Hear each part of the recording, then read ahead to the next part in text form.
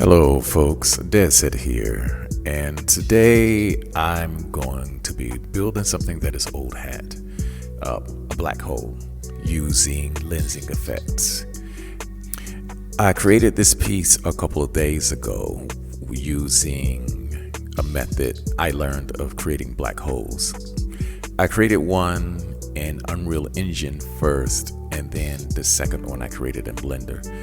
And so since I'm a Trekkie and I was working on a short film anyway, I had this beauty shot that I posted in the Lightwave users group on Facebook.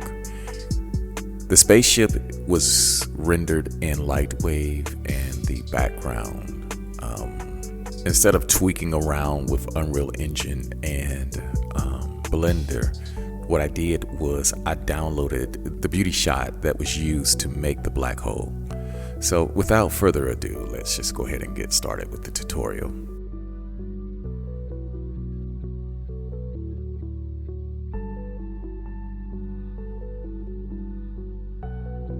So I'm in the modeler right now, and the first thing we're going to start with is a sphere.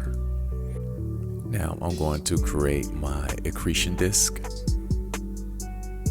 and I usually extrude this from the event horizon. And so I'm going to resize it here, and that's good. Now I'm going to take the event horizon and put it in another layer. Name the surface event horizon. And next, I'm going to rename this layer here, or this geometry, the accretion disk. Now I'm going to create a UV map for the accretion disk as well as the event horizon.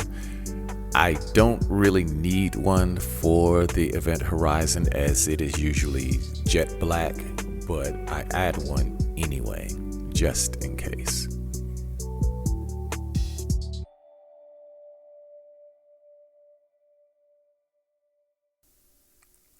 And I guess we are ready to go over to the layout part and get started. I need to rename this texture first.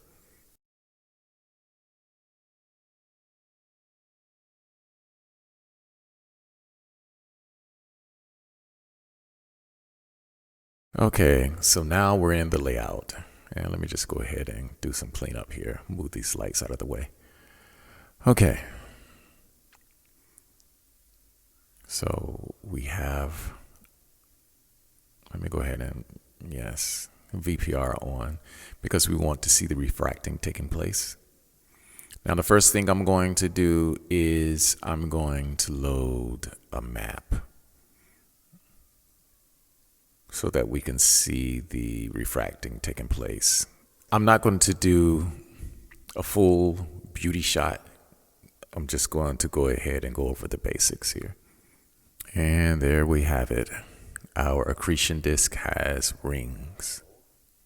Now, if you're using Lightwave 2020 like I do, you probably want to pick up dpkit. It is a plugin that was made by a third party. Basically, it takes things that are already done in Lightwave and just does it better. So what I'm plugging in here is a specular BTDF. As you can see, it's already refracting the event horizon, but it's not refracting in a way that that is useful. So we need to make some additions here. And as I was saying about dpkit, you can try to use like the Fresnels from Lightwave Native. I don't recommend that because it's extremely difficult to use them. And the outcomes they don't work as predicted.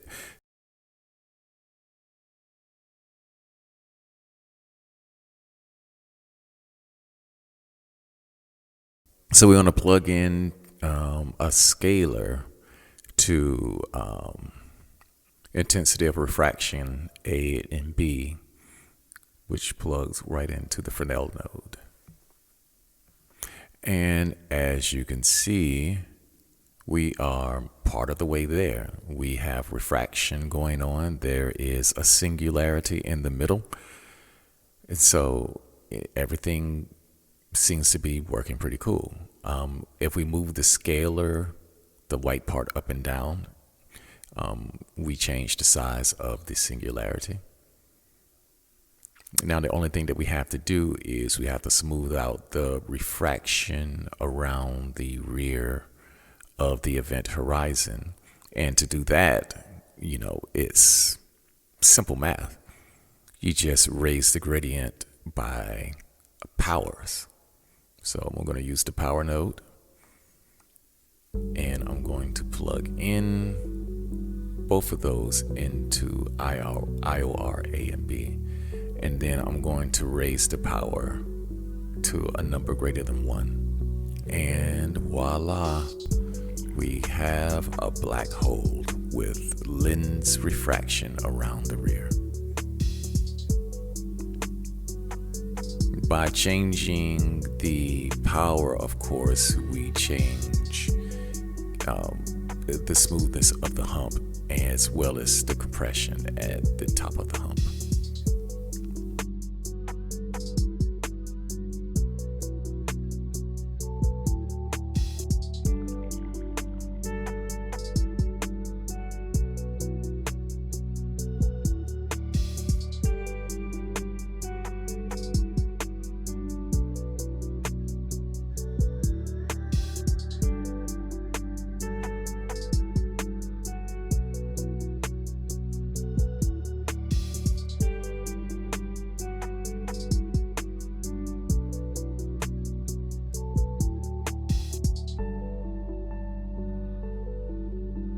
Another thing you can do is you can drop the singularity completely out and be left with nothing but the refracted accretion disk.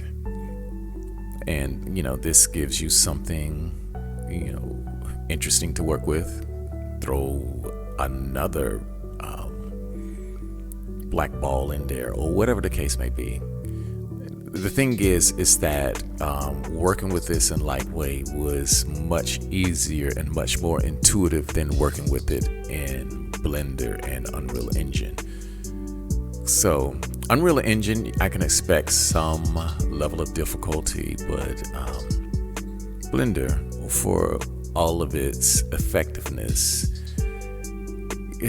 I still find it troublesome to work with because it's kit bash. You always have to go around the elbow to get to the thumb.